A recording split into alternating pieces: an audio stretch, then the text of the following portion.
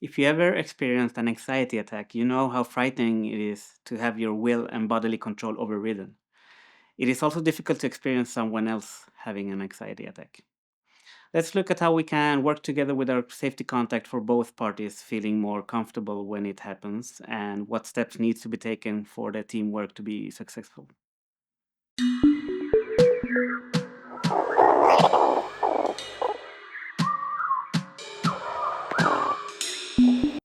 As of 2019, around 301 million people suffered from anxiety disorders, making it the world's most common mental disorder, according to the WHO. More women are affected by anxiety disorders than men. Symptoms of anxiety often have onset during childhood or adolescence. There are highly effective treatments for anxiety disorders. Approximately 1 in 4 people with anxiety disorders receive treatment for this condition. These conditions need to be separated from a normal degree of stress and feeling anxious, which everyone are prone to do from time to time. The intensity of the behavioral and the cognitive symptoms accompanied with physical tension is higher and difficult to control. The distress it causes can last a long time and interfere with daily activities and impair family, social, school, or working life. We believe that not only does the stigma of mental illness, but also the need to get along and the unwillingness of wanting to be a burden to others that keeps many people away from expressing their need of support in a constructive and structured way. Another aspect we think might affect a person's ability to make sound decisions sometimes is the fact that you get tunnel vision when pressed and stressed too far. No one is immune to this, though rigorous mental and physical training might improve your ability to work under high load or press. We also believe that the training needs to be intentional and goal oriented to have positive direct effects. As an example of goal oriented training, we can look at the methods to get into shape, like walking to lose fat or lifting weights to gain muscle, as ways to reach different outcomes. Without a plan, you might get some results, but in the progress, you might wear out other parts of your body. Example would be a physically heavy type of profession. Yes, you might gain strength and lose weight, but if the job is too monotonous, you might strain joints and muscles, thus creating problems in the future.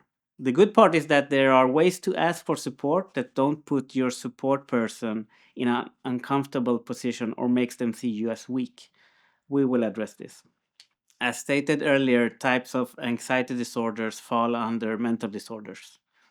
An estimated 4% of the global population experienced an anxiety disorder in 2019. Although highly effective treatment exists, only 1 in 4 people actually received it. Barriers being lack of awareness about it being treatable, lack of investment in mental health services, and trained healthcare providers. Also, the social stigma. Some key definitions or concepts are contributing factors and prevention, diagnosis and treatment, and self care. So, the need for action on mental health is indisputable and urgent. Psychological interventions are part of the answer to the gap between the high amount of mental health conditions and the low amount of access to adequate care. Psychological interventions, which can be delivered by non specialists, can be highly effective for mental health conditions, particularly depression and anxiety. As an evidence based alternative to psychotropic medicines, they can also complement it. Example treatments for panic disorders and generalized anxiety disorder include cognitive behavioral therapy, CBT, with the exposure therapy as an example, problem solving therapy, stress management, including relaxation and mindfulness training, third wave therapies. There are several different kinds of anxiety disorders as well, including generalized anxiety disorder, persistent and excessive worry about daily activities or events, panic disorder, panic attacks, and fear of continued panic attacks. We also have social anxiety disorder, high levels of fear and worry about social situations that might make the person feel humiliated, embarrassed, or rejected. We also have agoraphobia, excessive fear, worry, and avoidance of situations that might cause the person to panic or feel trapped, helpless, or embarrassed. We also have separation anxiety disorder, excessive fear or worry about being separated from people with whom the person has a deep emotional bond with. And also specific phobias, intense irrational fears of specific objects or situations that lead to avoidance behavior and significant distress. Apart from that, we also have something called selective mutism, consistent inability to speak in certain social situations, despite the ability to speak comfortably in other settings, primarily affecting children. You are able to experience more than one disorder at the same time.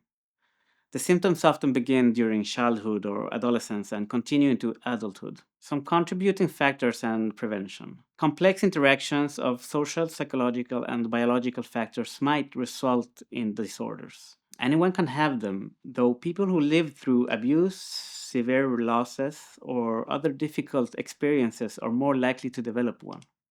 They are closely related to physical health, and many of the impacts are also known factors for diseases, such as cardiovascular disease. Diagnosis and treatment. There are several effective treatments for anxiety disorders. Seek care if you have any of them. Psychological interventions are essential and refer primarily to talk therapy with professionals. These can help people learn new ways of thinking, coping, or relating to their anxiety, others, or to the world. They can also teach how to face the situations, events, people, or places that trigger the anxiety. They can be provided to individuals, groups, in person, or online through self help manuals, websites, and apps. Self care. In the supporting treatment, self care plays an important role. This can include avoiding or cutting down on alcohol and don't using illicit drugs as they can make the anxiety worse. Exercising regularly, even short walks. Stick to regular eating and sleeping habits as much as possible and eat a healthy diet.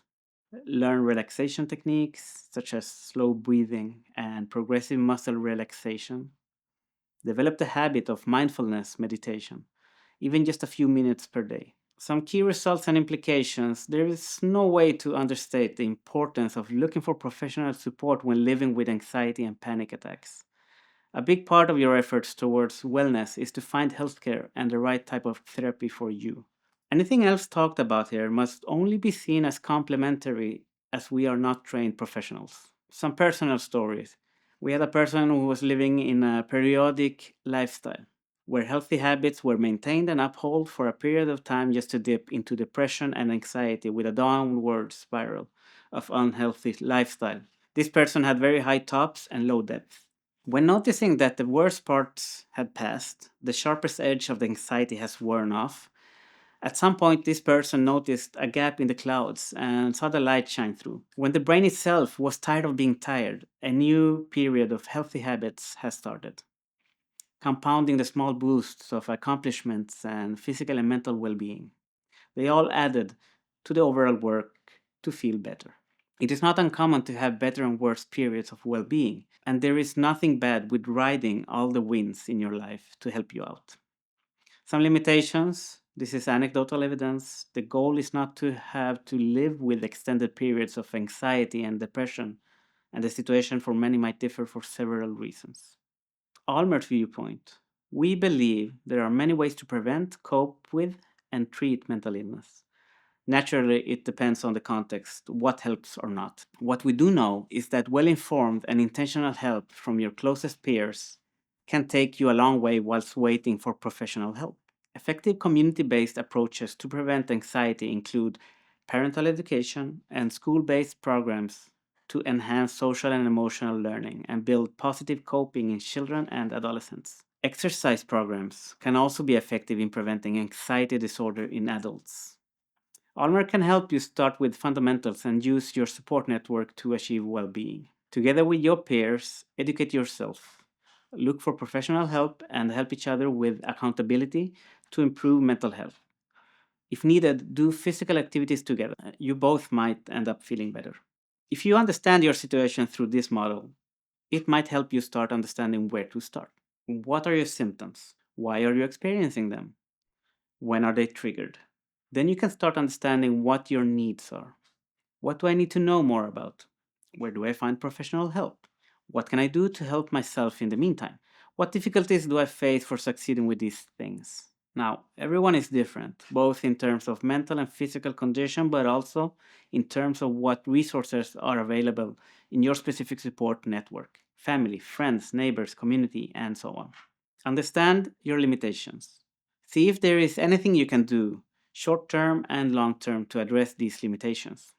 Educate yourself in how to improve those areas you know that you need for achieving wellness. Practice coping and keep yourself accountable to follow your plan. It is completely okay to fall backwards. Let yourself be in the moment and write it out. Use your support network. How to apply this then? Start with catching yourself when you are in a state of anxiety or panic. Generally, the symptoms of anxiety disorder may include trouble concentrating or making decisions, feeling irritable, tense, or restless, experiencing nausea or abdominal distress, having heart palpitations, sweating, trembling, or shaking, trouble sleeping, having a sense of impending danger, panic, or doom. Careful though not to diagnose yourself, but do understand that what you are experiencing might be anxiety if you find yourself identifying with these symptoms. Next step is to speak with your support person when you are calm and not in a panic attack. Explain your situation, how it manifests, and what times you can remember it happening. Is there a pattern?